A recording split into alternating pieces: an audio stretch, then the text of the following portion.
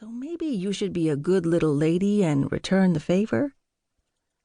"Last warning," Jenna said, hoping she sounded more confident than she felt. "Let go of me."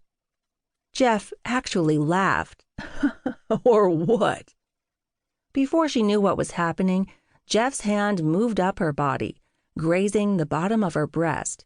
Her fist balled up tight and smashed into Jeff's jaw. A slice of pain cut through her knuckles as Jeff stumbled away from her. "You bitch!" Jeff hollered. He righted himself and took an aggressive step forward. The music stopped. Every pair of eyes bore down on her. Oh, God, what had she been thinking? She had never struck anyone.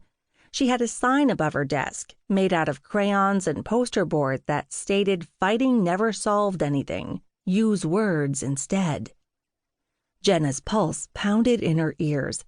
The wildness inside her, the wildness she worked so hard to suffocate, began to breathe. This asshole guy had groped her, in public, after she said no. He deserved her retaliation, despite her better judgment. She was a proud, reputable kindergarten teacher with a stellar credit score and a hybrid. Her life might be by the book and boring, but Jenna liked it that way.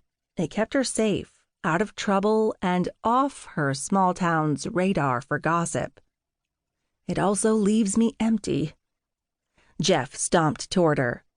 Jenna tensed, afraid he would grab her. Another fist flew out, not hers. This one was large and muscular and caught Jeff across the nose. A loud crunch cut through the air before he went down for good. Jenna spun to see Colt? Shock raced through her, and a swallow of air caught in her throat. She hadn't seen Colt McCade in the flesh in nearly 10 years. He had been 18, and if she remembered correctly, running out of town, with the sheriff on his heels. Colt had a wild streak in him, and got into a bit of trouble when he was younger. Nothing major, but enough to piss off a few people and get on the sheriff's list. He didn't say a word. His blue eyes were bright, glaring from within the shadows of his ball cap. He snagged her glasses off the counter, grabbed her wrist, and yanked her out the front door. "Hey!" She wiggled to get free of his death grip, but quickly gave up. For God's sake, the man held on to bucking bulls for a living, not to mention he was a good foot taller and built like an Army of One ad. Her heels clicked across the parking lot as he dragged her toward a blue pickup. Still ignoring her protests, Colt opened the cab door, practically tossed her in, and slammed the door shut. It wasn't until he walked around and climbed behind the steering wheel that he looked her in the eye.